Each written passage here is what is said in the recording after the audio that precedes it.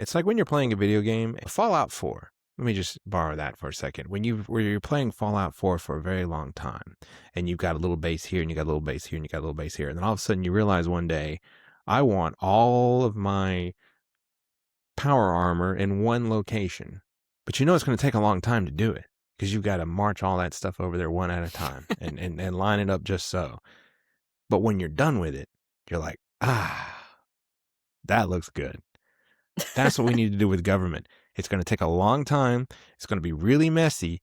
But if we start now, reorganizing things, moving things over here, setting this in stone, doing this, doing that, by the end, we'll be much happier with the way it looks.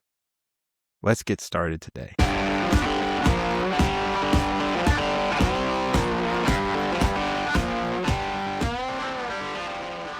All right, welcome back to Mildly Alarmed. I'm one of your hosts, Nina Likes, here with my co-host, Justin Bullock.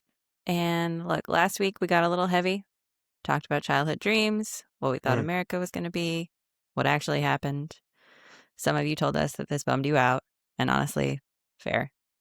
So this week we're going to carry that conversation forward a little, but we're taking it somewhere a little more hopeful. We're talking about what we actually think could make America better, stronger, just generally headed more in the right direction. And then because we can't help ourselves, we're also going to talk about what sci-fi versions of the future we're rooting for. Yes. We got some life updates. And of course, we'll close it out with our pockets of joy from this week. But Justin, you got your first literary rejection this week. So yes. How are you feeling about that? It was a writing milestone for sure. So to set the scene, I am a self-published author, which is why I think in my mind I've never considered myself to be a real author, because there's something about self-published that feels like the Craftsman Truck series as opposed to the Cup series. Like, it just feels like I'm running in a league a little below, not with respect to other self-published authors out there, that was an achievement to get to that point. Now I want to go to another level that I feel in my own brain is a little higher. So, with the help of you convincing me to put myself out there, which is something that self-publishing felt safe to me. Sure. So I decided for these next books, I was going to try to get an agent and get published. And so I have submitted to dozens of agents. Well, not really, but really more like 3, I think. But felt like a dozen. I have submitted to a few.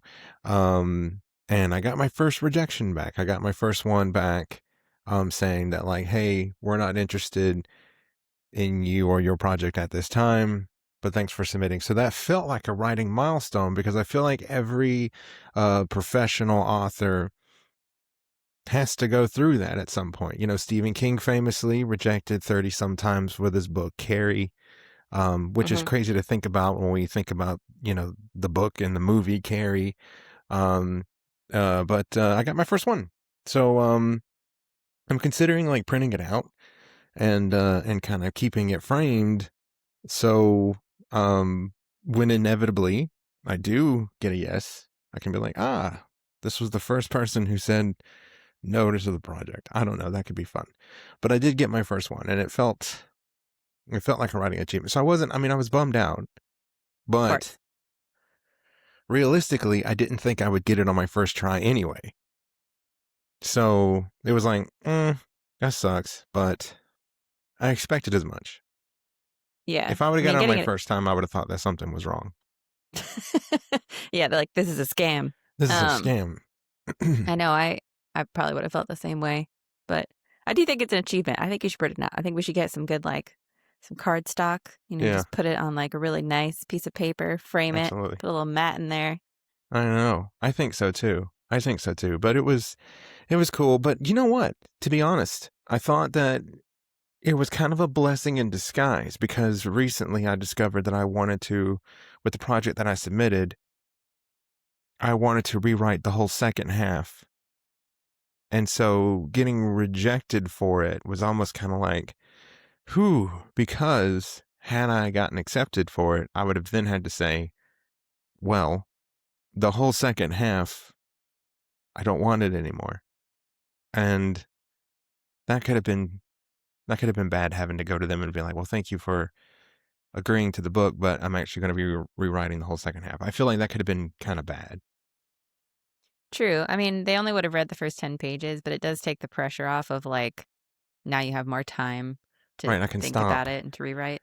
Which is why I also, at the beginning, was like, I only submitted the 3 and not a bunch. I didn't spam it, because another blessing, I took my time with it, but now I can kind of stop, rewrite the whole second half like I want to, get it like I want, and then we can proceed again with, reaching out to agents and stuff. But yeah, first rejection letter for this guy. First one of many, I'm sure. But yeah, it was big. It was big. Well, if you make it to 30 or something, you can live up to that's probably just creating the lore, the legacy. You'll The end up like lore Stephen behind King it. out there. Yeah. What do you think? What do you think is an appropriate number to before you're like, crap? Like, do you think 30 is a good one? Like, if I surpass Stephen King in rejections, do you think that's good or bad? I guess that'd be bad, right? No, I think you just keep going. Yeah. Mark, like Get to what's 50. what people want to publish at a given time probably changes from year to year, from month to month even. Well, not to jump I- ahead, I don't want to, but right now, something I've seen is that science fiction is big, real big. mm, Science fiction and fantasy, most of the agents. So for those of you who've never had to submit to agents, kind of how it works is you find an agency, and each agency has a group of agents working for it, and you read through each one's profiles one at a time, to gauge what that agent is looking for. And they have very detailed, like, I'm looking for this type of writing, I'm looking for this type of author, I'm looking for this type of book.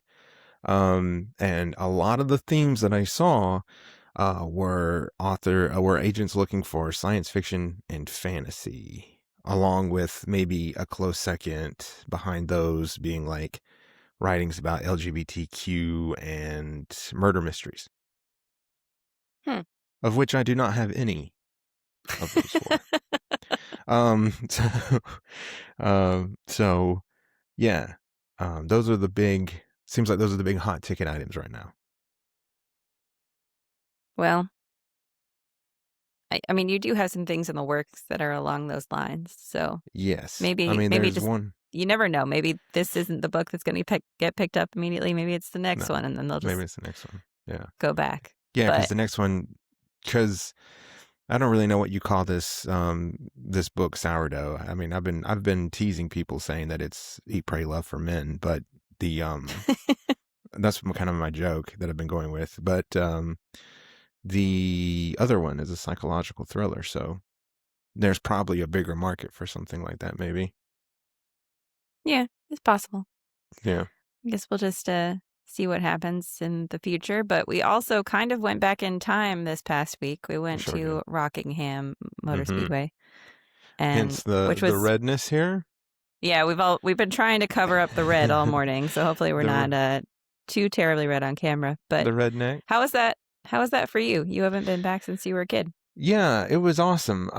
Rockingham holds a special place in my heart because when I became a NASCAR fan, Rockingham was the first place that I went to see racing in person. So it was, the magical experience of that moment, of going to a racetrack for the first time, walking out and seeing what I thought was a huge racetrack at the time. Rockingham just seemed so big, which is funny because I've been to a lot of tracks now and it's very small, actually. It's a short little track. But seeing my heroes at the time doing that and daydreaming as a kid that one day I would be out on Rockingham doing the same thing they were doing.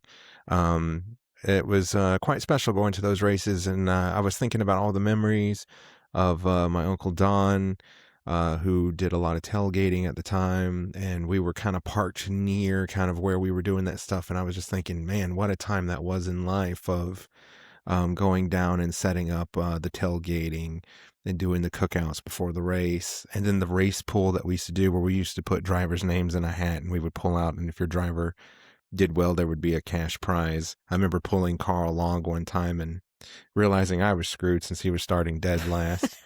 And Carl Long had never finished on the lead lap of a NASCAR race ever.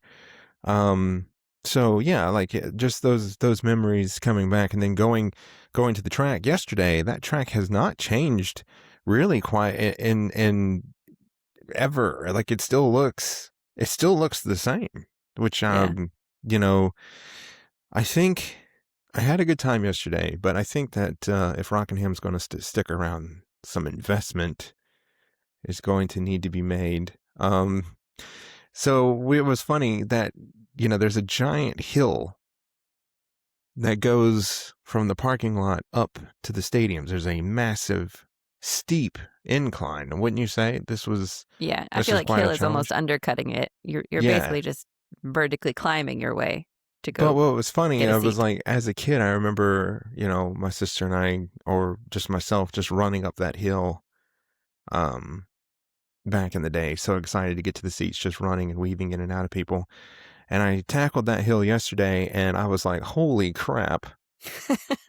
Looking at it, you're like, no big deal. Then you start up that thing, and I don't know how NASCAR fans did it or do it, because NASCAR fans are some big people. And so those. And to get to not all of them. Not all of them, but there are some. And to get to the track, you have to, my mom used to say, you have to be part mountain goat to get to a NASCAR track. It is lots of hills. But what was your experience of Rockingham, having been to a track that old, that historic? As a new NASCAR fan, what did you think of Rockingham? I liked the track itself. I think that's maybe the first short track I've ever been to with you, because we frequent Charlotte, Atlanta. The big ones. We're going to we're going to Homestead at the end of the year, so we like the big super speedways mostly, and just slightly longer tracks in general. But I liked the racing a good bit. There does seem to be this thing that happens at Rockingham, though, where like whoever is out in front is just out in front. They're gone. So yeah, that's kind of rubber. We did see but the pole winner didn't win. Thing. That's true. So by the end there had been some shakeouts with like things happening on pit lane. Stop strategy. Yeah, it was whoever got off pit road first. Yeah, exactly. But I enjoyed the racing, and the track itself does need some help. There were a few good things that happened yesterday, though. Whatever their sound system was on point, because their announcer, you could hear every word he said like crystal clear. Even during which was the cars. Amazing. Yeah, over the cars, over whatever. And like when we go to Charlotte, they do a great job with the fan experience just in general. Like Charlotte has it made in a lot of ways. It is. For any on the fence, real quick, for any on the fence NASCAR fan who's like, I don't know about NASCAR, if you're thinking about going to a racetrack for your first time, Charlotte Motor Speedway is the place to go, because the fan experience is the best. But it also, keep in mind that if you go to Charlotte and have a good time, it's all downhill from there, from whatever track you go to. So if you can go to Charlotte and have a good time, that's probably the best place to go. But if you go to Charlotte and you don't like it, then NASCAR's not for you. Yeah. The only problems I have, literally the only problem I have with Charlotte, is that you can never hear the announcers. You can barely hear it when they interview people after the race. I mean, you can usually hear like the immediate post-race interview, but like, by the time people start getting up, moving around, like if you wanted to hear the second place driver or something like that in an interview, you're probably just going to have to watch it on social media when you're on your way home. So, but they do, I will say Charlotte does a good job. They have huge television screens, and they have like a really big pylon kind of thing that has the list of drivers Yeah, I and mean, like it what takes up the place whole they're in. backstretch. I mean, it's huge. They have a Yeah. giant television that is the length of the backstretch, which Yeah. is So you can crazy to think really, about. But I know, you can really tell like where your driver is if they're not in the first few spots. But Rockingham, the only reason I knew like where certain people were on track is because I was texting my mom who was watching the race at home, and I'd be like, what position is this person in? And she would tell us because you couldn't tell anything outside the top 5. yeah, So, and I think they were trying to display it on the television screens they had, but they were too small and too far away. they were. You couldn't So see you anything really that was couldn't on see. there. Yeah. You could see the replays of like crashes and things in the backstretch because the backstretch was actually kind of hard to see. But besides that, it was a little difficult. And obviously, the concessions need work. There's no shade anywhere, which is just a challenge. There was no shade at all. I mean, you were in the sun, and without the cloud cover, we were sitting in the sun, turning a nice medium rare. Yeah, as evidenced by our faces today. Yeah. But overall, like, I didn't really like the track. It's only an hour and a half from Raleigh, which It's is close. amazing for us because it's closer than Charlotte even. So I'd like to see it come back if they could just put a little investment in it, smooth out that hill. Yeah, smooth out that hill for sure. I think Rockingham's neat though. I mean, it doesn't. Yeah, the racing isn't always like the most exciting thing in the world because you're right. There is this weird thing where the leader, with that clean air, no one in front of him is just able to check out, and no one can seem to catch him. And that's been a thing that's happened at Rockingham for, I mean, as long as I can remember. Yeah. But what I think is neat about Rockingham is that it's a short track, and with most short track, it's usually like a one groove thing. Whereas like Rockingham, they can run the wall, they can run the middle, they can run the bottom, so you get you get some exciting looking racing out there from the pack on back, because there's always like somebody running three cars wide or 2 cars, and they're side by side, and it looks dodgy. But because it's also a short track, the speeds there are incredible. Because of the high banks, they're able to carry a crazy amount of speed through there, for a track that's so short. So that's, I think, where character comes into that track. But it was cool. It was cool to go back and watch a race there again, because when they closed the track down in like 04, I think. I didn't think I'd ever watch another race at Rockingham again. And so for the fact that the O'Reilly series is out there, it's pretty cool. And who knows, maybe if they do invest in it and keep it going and fans keep coming back, maybe Rockingham returns to the Cup Series. Maybe they could do an all-star race there. So could be neat to see the future of that little racetrack in the sand hills of Carolina, to see what becomes of it. For sure. And look, I know we're not a racing podcast, so apologize, people, for we're running on a little long about the racing. But I do want to mention that if you spend any of your time online, you may have run into Cletus McFarlane, who was at the track yesterday in both the ARCA race and the O'Reilly race that we saw. He did so well in the ARCA race, came in 4th.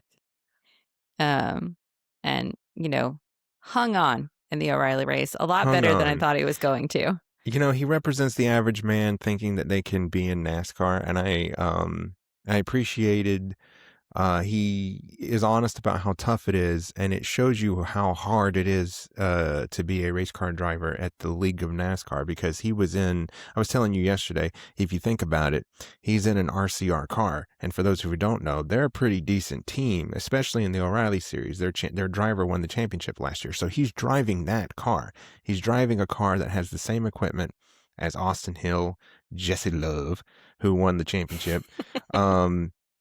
And despite being in that same exact equipment that runs top 10, he finishes 32nd and 6 laps down. And that just shows you and he's talented. Cletus McFarlane is. He's driven a lot of things. He's very talented. But it just shows you how hard that is, that even if, you sometimes in your mind you're thinking, well, man, if I could get in that car, what could I do? You could finish 32nd and 6 laps down, probably more. So that was interesting. But, good job, Cletus. He finished the race. He finished the race, and he saved himself from some wrecks. I think maybe 4 times he, got sideways out on the track and didn't hit the wall, didn't cause anybody else to hit him. Yep. So Stay shout out out of to the trouble. spotters on that one, because that one Yeah. on like the fourth turn was pretty intense. But I mean, he held it together. So He I'm did. curious to see what he does Good job, next. Cletus. But as promised, we'll switch to our Regularly normal scheduled mildly program. alarmed. Yeah. Yeah. Maybe we should break off the racing stuff into its own separate podcast. We'll see. Maybe. I could talk All right. racing for several hours, so yeah. Yeah, I know. I think we both could. Hmm. But now, as promised, for the part when we spiral a little bit. So we're going to try to keep it a little bit more upbeat this week, though, because as mentioned, we did bum people out just a little. So let's talk about the changes we hope to see in America, in the post-Trump era. Let's, a hole opens up in the world. He falls in with all of his cronies, and we're in a post-Trump era. What do you think are some things that we need to do to get back on track? To get back on track? I think we need to... Where would I start? I think I would start with, well, we would have to try to repair our image in the world, just in the world as a whole. What does that look like? I don't know, but we'd have to try to go back to our NATO allies, wouldn't you think? And try to be like, we're sorry. Promise we won't do that again. Yeah, I mean, restoring a part of USAID would probably be a good first start. That's a good start. Showing that we're serious about humanitarian stuff, humanitarian aid, showing that we're serious about being a player on the stage, on the world stage. Just trying to rebuild that relationship that with anything, trust and communication is the best thing in any relationship. So we would have to try to do things to show that we were serious, that you could trust us. And I think that would be a solid place to start. Something else we would need to do over here, we would need to rebuild our agencies. We would need to, I know this is probably going to make some conservatives crazy, but we would need to actually grow the government a little bit.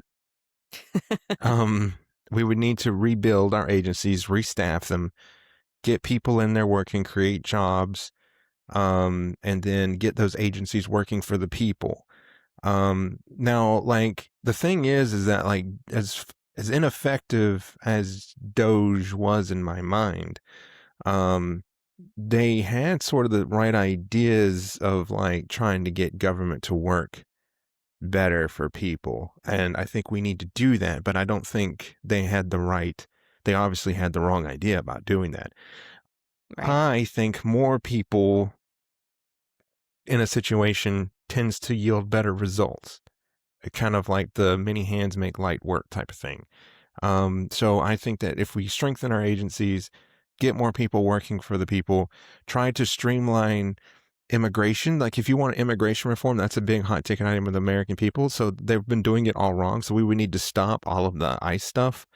In fact, just stop all of that and actually make the immigration process easier for people to come in, because it's not an easy process. It takes a long time. And I think if we streamline that, I think could be a good thing. And we need to work on healthcare. That would be the other thing that we would need to do. We need to work on healthcare. I don't know. I'm just spitballing ideas here. I'm just throwing out things. What do you think? I mean, I know there's so much. I feel like there's so much to do. I wouldn't know where to start. But those are some things on my mind that I would like to see happen in a future administration. I don't know. What do you think? Yeah, no, I agree with you in a lot of ways. I like some of the big concept ideas of what the Trump administration was trying to do wasn't necessarily bad, which I think is why a lot of Americans got, for lack of a better word, fooled into it. I mean, he's not America first, doesn't really care about cutting government corruption or spending. Mm-mm. They've done the opposite, basically, of everything that they said they were going to do. Um, I agree with you that I think Doge is a good idea. I don't think we have a lot of agencies that are very effective or that run very well in a lot of ways. Now, I have absolutely no insight into most of them, especially like the FBI and the CIA. I don't think we'll ever really know what's going on in there. But Not supposed uh, to. exactly. But, you know, having worked for fairly large companies for a bit, um, the way that you actually make positive change is not to fire people first and then figure it out. Mm-hmm. Yeah. In general, it's like you meet with the people who are doing the work, you get their opinions about how things could be streamlined, and then you take those things and put them into effect. And if the result at the end is like, oh, we don't need as many people to do this, fine. You can either shift them into places where you do need them or let them go. But the first thing you do shouldn't be to fire everyone and then figure things out. You have no one left to tell you what was going wrong in the first place. Um, so I would probably bring, like you said, bring a lot of people back, restore the agencies in a lot of ways, and then actually do some real like change and modifications within those agencies to see what's working well and what's not working well at all to make them more effective. And yeah, obviously immigration reform is a big one. I would put a lot of limits out there on things. Term limits for basically everyone. Oh, Uh, term limits. certain powers restricted to Congress exclusively. Like get rid of all the loopholes that are allowing Trump to just do whatever the hell he wants with whatever he wants, whether it be like tariffs, which in all intents and purposes are basically just roundabout taxes on the American people. Uh, Yeah, because he clearly thinks that tariffs work differently than they do. He treats it like it's a weapon to punish other countries. Do you get that sense? yeah, I mean, he thinks it's a money making endeavor, which it is, but it's not on the companies that you or the countries that you think you're punishing. Like, yeah, in the long term, they might not sell as much to us because they're having to pay so much, and so people might start buying more American things. But in the short term, it's But, you know, we don't they're just make gonna raise their prices and pass those right price because we don't make raises on to the everything. American people. It's not No, like we don't. it's not like there's items out there that you can just be like, well, I'm not going to buy from here. We're just going to make it ourselves or buy Yeah, American. Like we don't make a lot of things. We have no. to buy it. We don't make a lot of things and we don't want to make a lot of things. This idea that we're going to like bring factories back to America and people are going to want to work in them. No one wants to work in a Chinese sweatshop in America. I'm sorry. They just Mm-mm, don't. The mm-mm, Chinese don't even want to work in them. That's why they have mm-mm, like suicide nets and things outside them because people want to jump off of them all the time. Like they are mm-hmm. not fun, nice, or healthy places to work. The idea that like we're going to bring that to America, are you kidding? Like no one's going to do that. Um, I'd love to see the return of actual independent media and breaking up of larger mega corporations. Me Uh, too. the fact that we have like two media companies running most of the news outlets out there is It's not horrifying. good. Um, We need a lot of different ideas and companies in there doing those kinds of things. We yeah, do and need people that. actually reporting the truth and not propaganda, like our friends at Fox News Mm-hmm. um, and other places. I mean, they're not the only ones anymore. Let's be real. There's a lot of propaganda out there right now. Um, and then, like you and I have talked about before, regulations on social media, on AI, Yep. on gambling, on predictive markets. A lot of things are getting like out of control because no one is stepping in to do anything to regulate them. Uh, and that's been horrifying. But I mean, like, I think the biggest disappointment for me in the last 6 years of the Trump era stuff, so excluding Biden maybe, is the Supreme Court. So let's overhaul the Supreme Court. I mean, Yeah. just What do you think it needs? balance it Do you out. think it needs more? Do you think we need to appoint more judges to it? I think we need more judges. I think we need a left and right balance in there where we can't just stack the court with conservative Do you think judges it if like a needs, bunch happen to die. right? Do you think there needs to be Um, a rule that for every conservative that passes away or leaves the job, the bench, a left leaning judge has to be appointed to keep it balanced? Do you think that's what it needs? It needs to be equal parts right and left, yeah, I think we balance it out and we make some room for independent judges, ones who don't necessarily sway all right or be a all left. Because tiebreaker. yeah, um, but most importantly, nothing should be a lifetime appointment. Hmm. So, I mean, when I said term limits for everyone, I meant term limits for everyone. Right, because the judges, that is a lifetime appointment, and it almost, I kind of agree that everything in the government has to be under a term. Like even the judges. Like, so we would do away with the rule where the judges were lifetime appointees, Yeah. right? We would do that. That seems like a good idea, right? Yeah. And just limiting how long people can serve in any of those roles. Like, do you really Right. need to be in any given job for more than 8 years, 10 Because years? Like, senators and congressmen can be there as long as they keep getting elected. So, yeah. um, I think you and I were talking the other night that, what do we say, 8 years? 8 years for everybody, right? Yeah. Because if the president has 8 years, the senator can have 8 years, right? And then after that, they have to go do something else. Sorry. Yeah. Hmm. I And just in also said, general, what do you think of this? I remember I also thought that there should be an age limit of 65. I don't think after you're 65 years old, you cannot serve in a political role anymore. What do you think of that? Do you think that's aggressive, or do you think that makes sense? 65 might be a little aggressive given how long people live, but I probably wouldn't go above 70. 70. Yeah.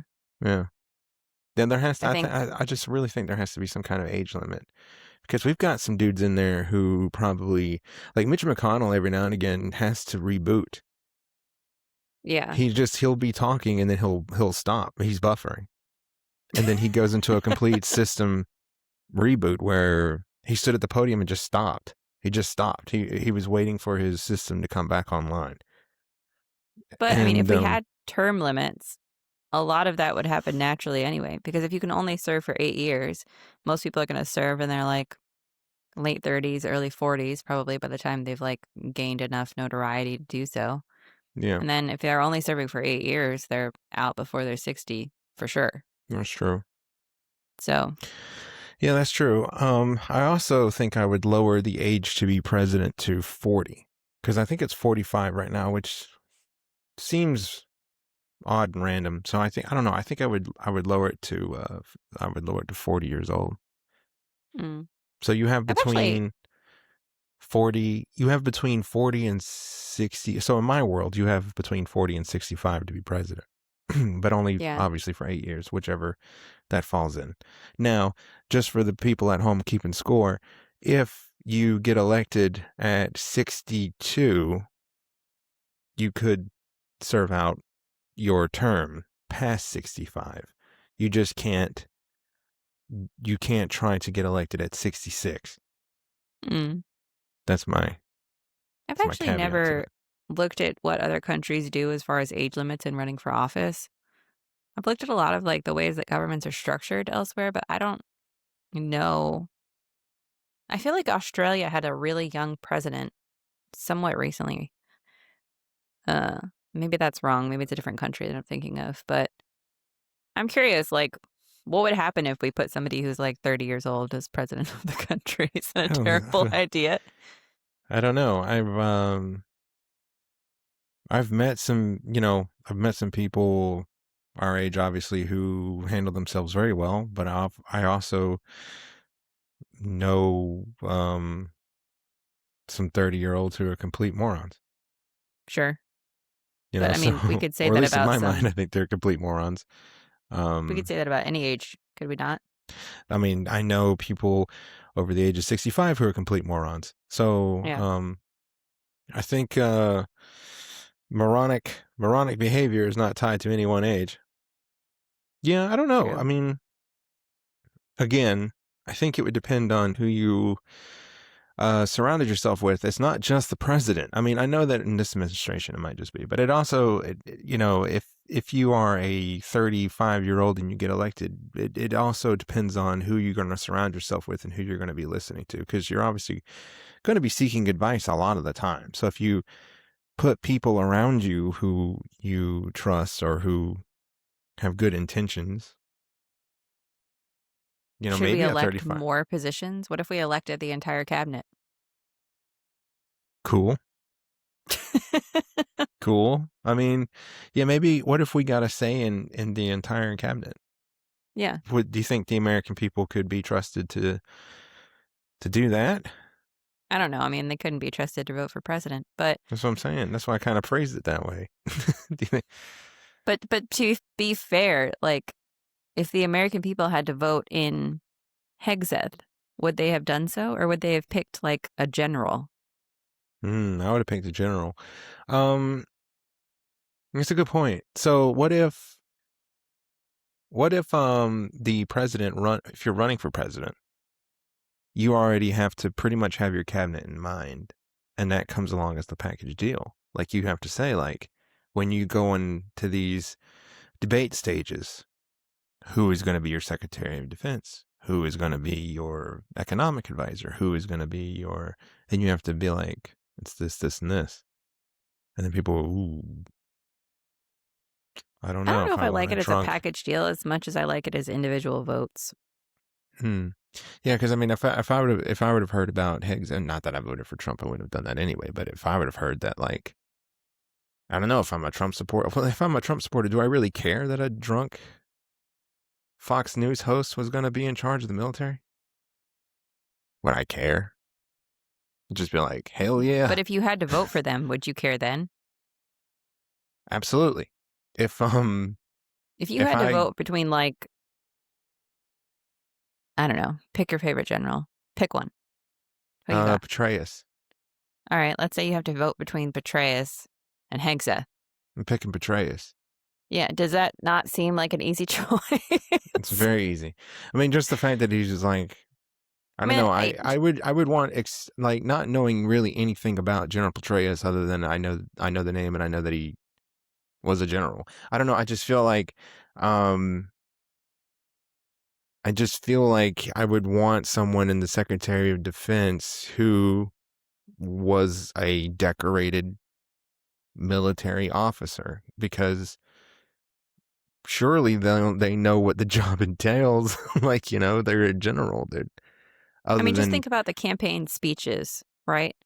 We have a general, and he might not be the most charismatic person in the world, but I he's don't at want him least to be going to be able to talk about what the threats or otherwise facing yeah, our nation maybe. and what he might do about them in a logical way. And then we have Hegseth talking about how we should get rid of all of the rules for war.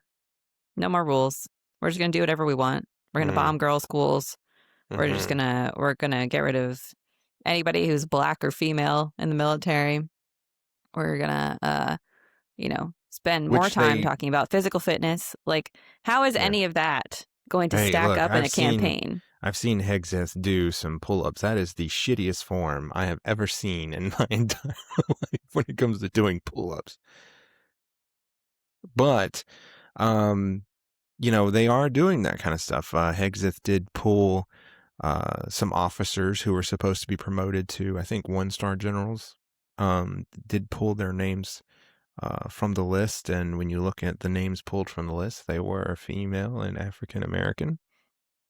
Right. But that's what I mean. Like, So that's why weird. on earth would any American vote for him? He has no idea what it actually takes to run the military. He just Right. thinks that like bombs are cool and planes are cool and, you know, rah, rah, let's create a Christian patriarchal nation, whatever. He's crazy. And then if No, we put yeah, him he's up against crazy. anyone who had any kind of real military experience leading at a higher level, he would look ridiculous. Well, that's what's interesting is that like Hexus served in the military, but there's a big difference between serving in the military and like leading and understanding, you know, strategy, tactics, how you win a war and how you move resources around to win a war, how you keep track of resources, troop movements, um, you know, supply lines, those kinds of things. Those are very different things that like, you know, we don't know. I don't know about any of that stuff. And,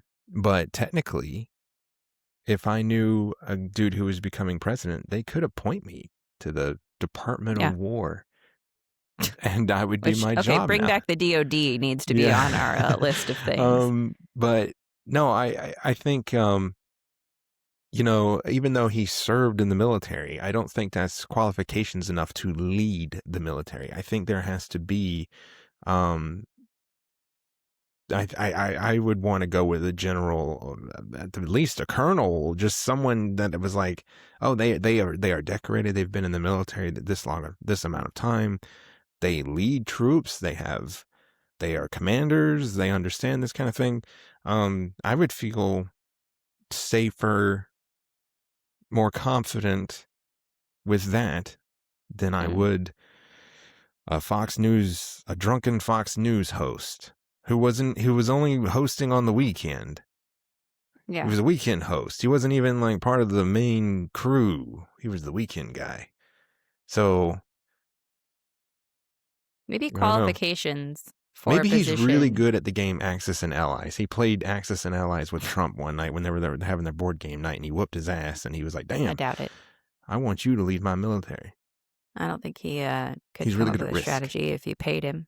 But maybe qualifications for positions need to be part of what's required. I do. I think it's weird that we let you elect the president, and then the president gets into office, and then he's like, I'm going to choose. Now, I know there's the whole dog and pony show that Congress has to appoint certain people, so you can't just, I want this dude to do it. And to be fair, he wanted Matt Gaetz originally, and the Congress did kind of do its job of being like, we can't take this appointment seriously. Did they though? They really didn't.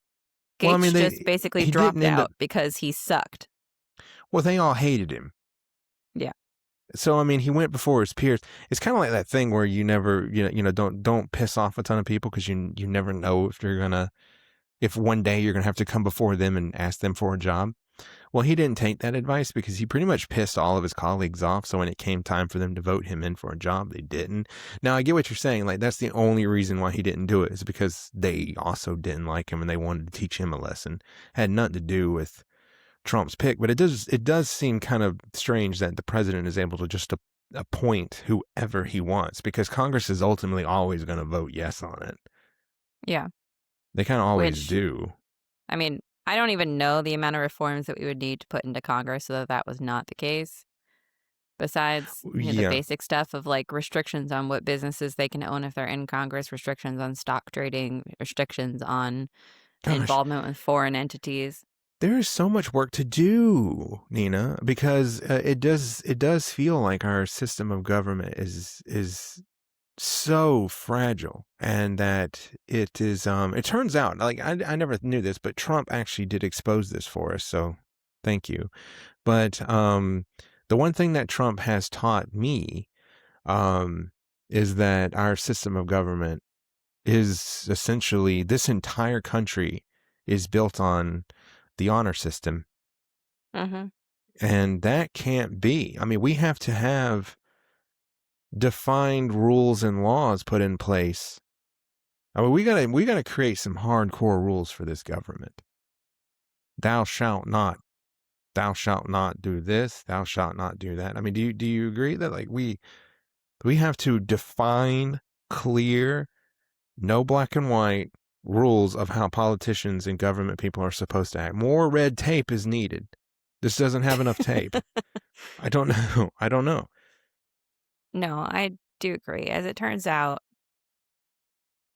our government is basically just the wild, wild west. And if you don't If you have have enough someone money. walking into that office who has an understanding of the scope, the depth, and the responsibility of the position that they are trying to fill, then it will be a complete and utter shit show.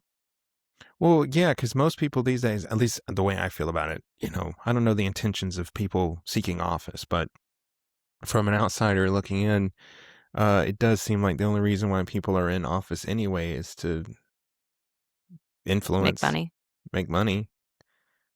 gain You can make a lot of notoriety, money being a civil fame. servant, it turns out. Yeah, Yeah, as it fame. turns out, you can make a shit ton of money in crypto and other things if you just use your name and Hmm. your powers of influence to get other countries to just give you whatever you want so that you'll be nice to them. And like you said about the gambling thing, if you're a politician and you look at those gambling websites and you see where people are voting on which way a bill will pass or which something happen, you could potentially have influence over that. You could definitely have So influence over that. yeah. So yeah, I don't know. There has to be some post Trump, we have to get to work at defining a system of government and setting it in stone, tablets, chiseling it in tablets if needed, of what the rules are of this land and how politicians are going to act going forward. We need to eliminate the loopholes and bring people in, basically. Yeah. Yeah. I mean, we need more ideas. We need more people being able to get elected. Fresh ideas. We could also expand Congress, more people in there. We haven't Make it really bigger. expanded it in any significant way Mm-hmm. in a long time, Yeah. but the population's gotten bigger. Is it really representative of all of us anymore? No. Oh, and we probably should mention redrawing maps. Yeah. The gerrymandering Actually, stuff. yeah, the gerrymandering stuff needs to go. That all needs to Mm-hmm. be decided by just another individual body of people and Yeah. not by the politicians who are themselves running to be Mm-hmm. elected in those states. Yeah, because they draw them in some weird ways to make sure that they win. Yeah. Yeah, there's just a lot of mess. I feel like there's just a lot of mess, and we need to it's going to take a lot of work. But it's something that needs to be done. It's like when you're playing a video game and you suddenly realize that there's a new Fallout 4. Let me just borrow that for a second. When you're playing Fallout 4 for a very long time, and you've got a little base here, and you got a little base here, and you got a little base here, and then all of a sudden you realize one day, I want all of my power armor in one location. But it's going to take a long time to do it because you've got to march all that stuff over there one at a time and line it up just so. But when you're done with it, you're like, that looks good. That's what we need to do with government. It's going to take a long time. It's going to be really messy. But if we start now, reorganizing things, moving things over here, setting this in stone, doing this, doing that, by the end, we'll be much happier with the way it looks. Let's get started today. For sure. Or as soon as Trump's out of office anyway. Yeah. That's Yeah. that's probably what's going to have to happen. But let's move on. We've done our reforms. Things are going well. Where do you think where I guess. Where do you hope that we end up? What's our ideal future? What's our sci-fi future that we're moving towards? What would you like to see out of us in the future? Because I caught you asking me where do I think things are going to go first, I'll tell you, I think it's going to be like the future in the Alien franchise or Blade Runner. We're trying not to bum people out this week. Where do you hope that we end up? Where I hope we end up is the amazing utopia of Star Trek. I love Star Trek. I'm a Star Trek Trekkie. I like it more than Star Wars. And one of the things that I like about Star Trek is the philosophy behind Star Trek. And that is that, like, and in that story, Earth went through a time of tribulations. They went through World War III. They went through nuclear apocalypse. Um, and they came out the other side realizing the error of their ways and decided to dedicate themselves to being better humans and the pursuit of knowledge. They're not materialistic. They only want to try to better themselves and humanity. And they create, they meet the Vulcans and they start working with them and they create this federation of planets, and which is kind of like NATO. And, the Federation, Starfleet, flies around bringing other planets into their collective, and they're all working together. They're all sharing resources. They're all sharing ideas, technology to better enhance everybody. Rising tide lifts all boats. And that's kind of, I want the boats to rise. That's kind of the world that I want to see ourselves in, is this very Star Trek socialist utopia, where we don't get hung up on politics. We don't get hung up on religions per se. It's just about the betterment of ourselves and making sure everyone's taken care of and making sure we're all working together to reach for the stars and go as far as we possibly can, but this whole like independent thing is gone. We're all working together, all of us as human beings on planet Earth. Just see ourselves as earthlings versus, Americans, Chinese, Japanese. We're all just people, and we're all living, and we're all just trying to be happy. Let's all seek success. There's plenty of success to go around. And that is just something I've always learned from Star Trek. That's something I've learned from watching Star Trek. I have, wanted to do that. That's not to say that they still don't get into battles with Klingons and Romulans and Borg and those type of things. But if they're they're in the Federation, they're seeking to, to do well. Does that make sense? Yeah. And I don't know, I would agree. I feel like Star Trek is probably the ultimate hopeful future for. You know what's interesting though? I was telling you the other day, so currently in the Star Trek story, as it's continuing on, it's funny that like I just described this world where they're like a utopia kind of type of thing. And they're seeking knowledge, and they have the Federation, they have Starfleet, they have all this. Well, and like millennials must be writing the show now, because it's actually taking a darker turn where there's this thing called the burn, and the Federation's falling apart, and it's looking like there's stories that'll be told where the Federation's crumbling and it doesn't have the power that it used to have. So it's almost like it's being written by, I don't know, it's like Gene Roddenberry's vision of the future. We can see it not coming to pass. And so now they're writing Star Trek to where it's getting darker. I suppose that makes it end up more like I wouldn't call it the ideal universe, but the universe I think that we'll end up in, which is more Mass Effect. Mass Effect.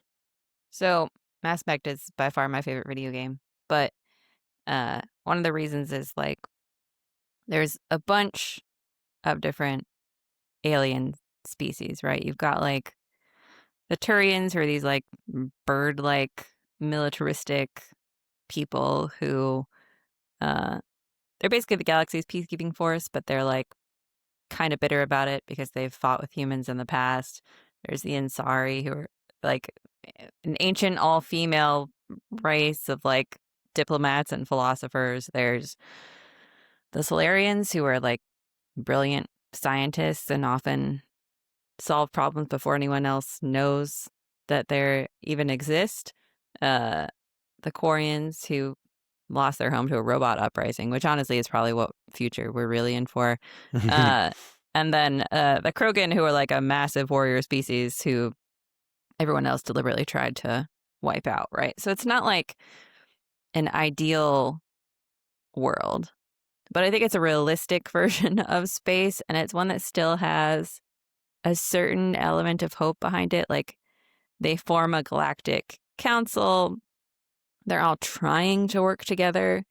There's the good and the bad. There's the people who, want this like Star Trek style idealistic future who are trying to work towards it. And then there's the people who just want to go to war and cause chaos. And I think those people will always exist. But at the core of it, it's really just about like working together and helping each other and trying to build a galaxy that is prosperous for everyone and holds like the promises of the best of like science and philosophy and everything. But I think the thing I like most about it, and the reason I think it's probably the most realistic, is like all of those other species in Mass Effect have been doing it for a very long time, and the humans are the new people. They're the new ones. Like, we've just joined. Yeah, I mean, that's kind of the same in Star Trek, too. In Star Trek lore, the Vulcans knew about human beings, but they didn't like them because they saw them as primitive savages. Yeah. And it was only when they invented warp technology was when the Vulcans finally thought we were ready. Yeah. Isn't that really what we're just interesting in hoping it for? that, like, But isn't that just what we're hoping for out of the society, is that we get away from our primitive instincts as most and search for something higher? Like, we still, even in 2026, we still have this primitive tribalism thing going on. And, we haven't gotten too far away from the caveman style sometimes. I mean, we have a caveman running the country. So, I mean, like, we haven't gotten too far from that, but I think that's what we're striving for, right? The idea of future behind Mass Effect or Star Trek is that we finally put those primitive things aside and just search for.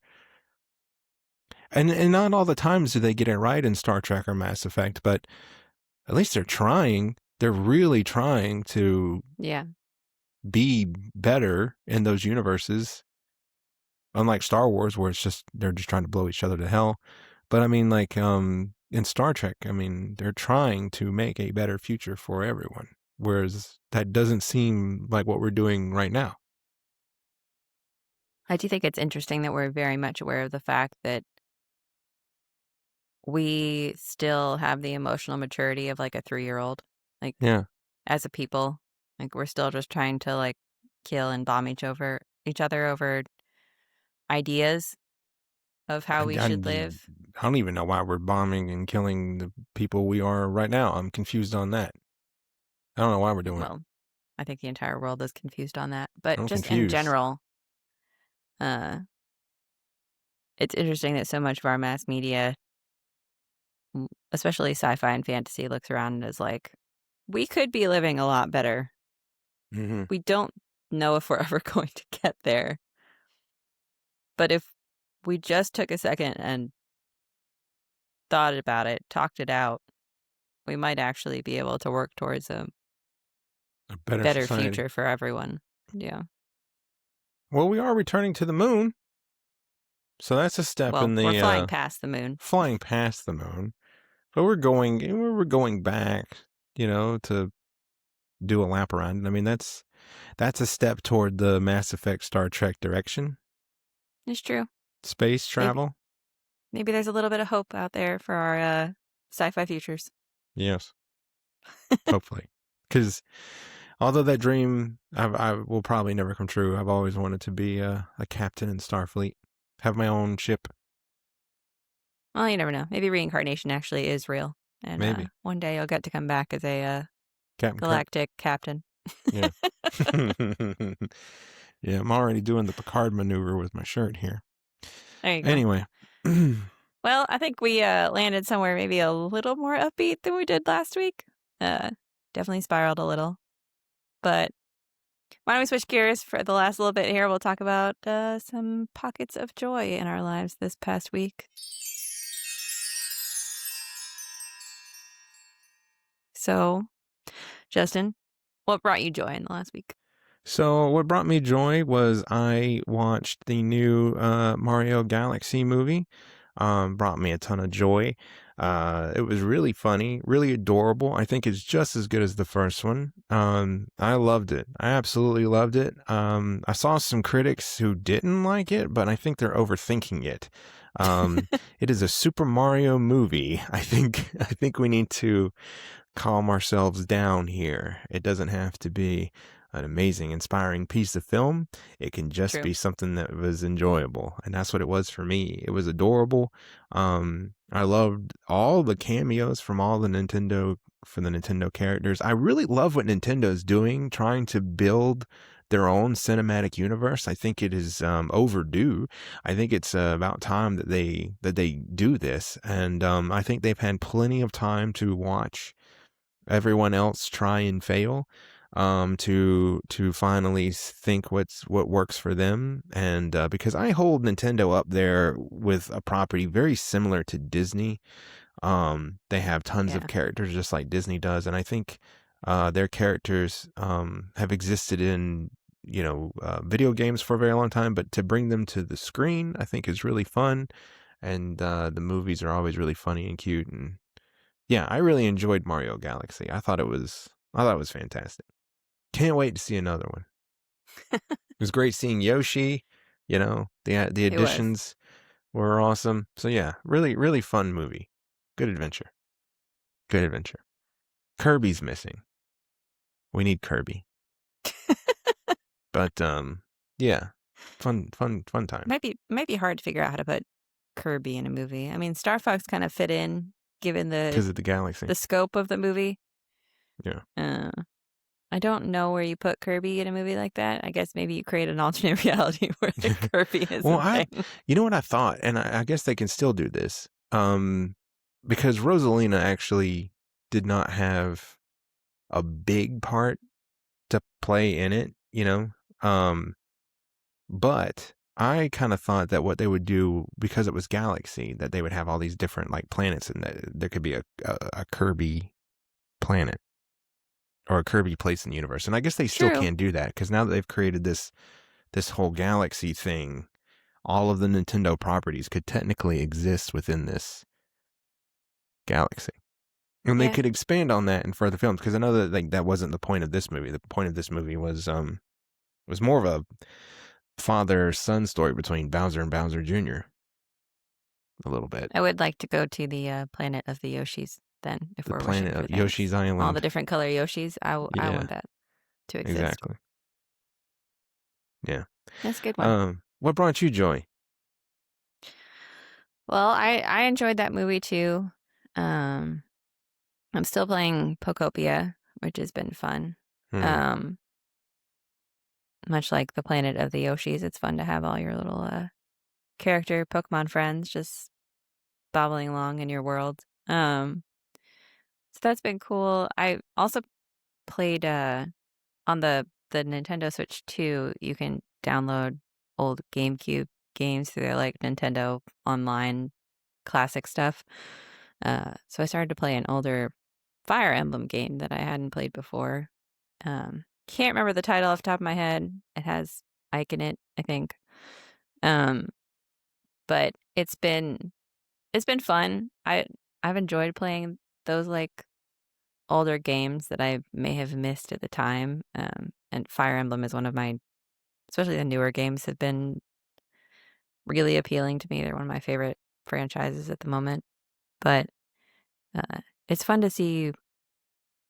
Like, the old game was a little bit different, but the storytelling is still really great, and the combat is still pretty good. They've evolved it over time, obviously, but it's nice to see, like, where it all started, basically. Obviously, that wasn't the first Fire Emblem game, I don't think, by a long shot, but it's nice to kind of, like, see the evolution over time. But I think you've also been playing some classic games this week, right? I have. So because I got your Switch, when you got the Switch 2, I was playing on the Super Nintendo and Nintendo 64 classics, and then I've been playing Legend of Zelda Ocarina of Time, which was a game that I absolutely loved. As a kid, had a very profound effect on me. And I've been playing Mario 64, which I don't like as much as I used to. Now that I've played it, it's kind of a weird game. But I used to love it. But it's kind of, but anyway, and I've been replaying GoldenEye, which was one of my favorites. I'm a huge James Bond fan, and the GoldenEye game was one of my favorite games as a kid. I've been replaying these, and it's been fun. But I think I've been replaying them because I'm like wanting to just remember the better times that it was back then, just playing those games. I feel like that's why I'm doing it, just capturing it. But yeah, it's been good. It's been fun. Um, they're sometimes they're not as hard as like Legend of Zelda Ocarina of Time is not as hard as I remember it being. I remember it being like extremely hard. And there's parts of it that are still tricky. I find that working the camera, I don't know how we played those games on the camera, working the controls for those 3D games, I feel like is really Yeah. tough. But no, I've loved playing Ocarina of Time again. I love that game. Did you play that one? To be honest, I can't remember it. Probably the Zelda game that I spent the most time in as a kid was Twilight Princess. Hmm. So, I never played that one. cause I kind of missed like a generation of Nintendo because I had the like SNES Mm-hmm. for a little bit, and then the next thing I played was the GameCube and the Wii, and Oh, the Wii came out right after I started to play the GameCube because I was like bouncing back and forth between them. Um, so yeah, Twilight Princess was the one that I spent the most in. I know at one point I did go back and play some games, but I don't remember how much of Ocarina of Time I actually played. man.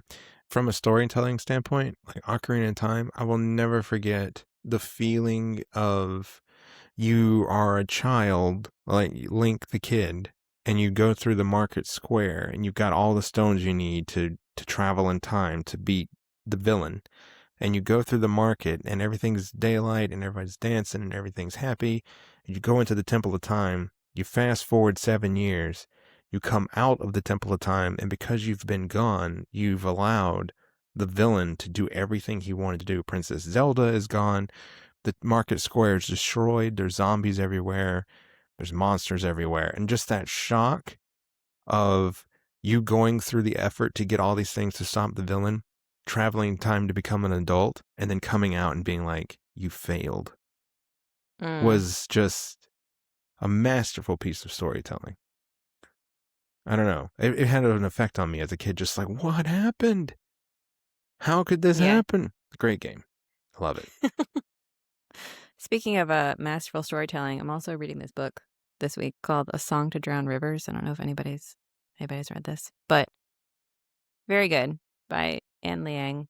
Um, it it's more it's a little bit more romance novel than I expected when I picked it up, but I don't hate it.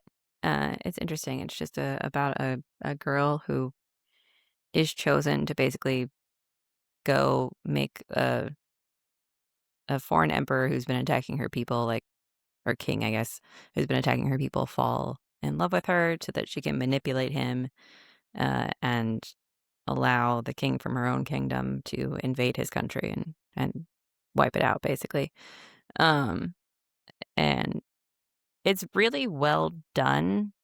I think I remember telling you somewhere that like halfway through the book, we had finally just gotten to the foreign kingdom, and I was like, I don't understand how this story is pacing itself or where it's going. It just it keeps surprising me in ways that I didn't expect.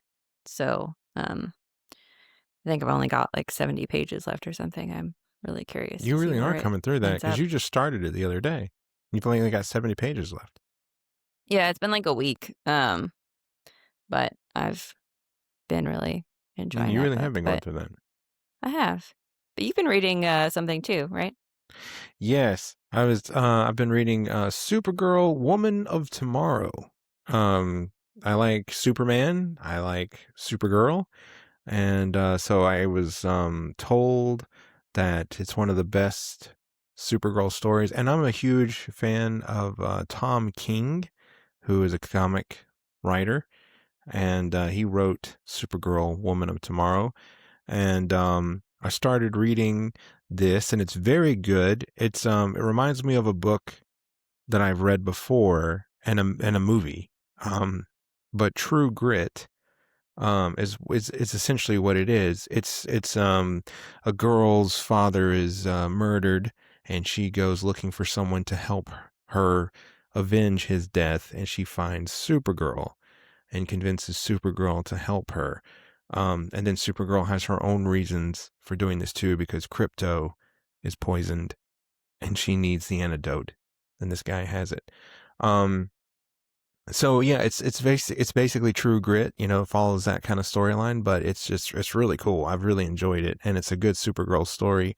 Dives into her background a little bit more in detail. Because unlike Superman, who was jettisoned from the planet when he was a baby, he never knew his parents. He never knew Krypton, so he didn't know what he was missing. Mhm. Because he was a baby raised in Kansas who was told that he was an alien, but he didn't actually know anything about his home world. Whereas Supergirl was a teenager, so she knew her parents. She had those relationships. She knew the planet. She knew Mhm. what life was like. Who then is jettisoned and gets to Earth. And then by the time she gets to Earth, Superman's already a grown man. But she remembers those things, whereas he does not. So nice story. The story is also what James Gunn is using as inspiration for the new Supergirl movie. So um, if it's anything like this book, it's gonna be a great movie.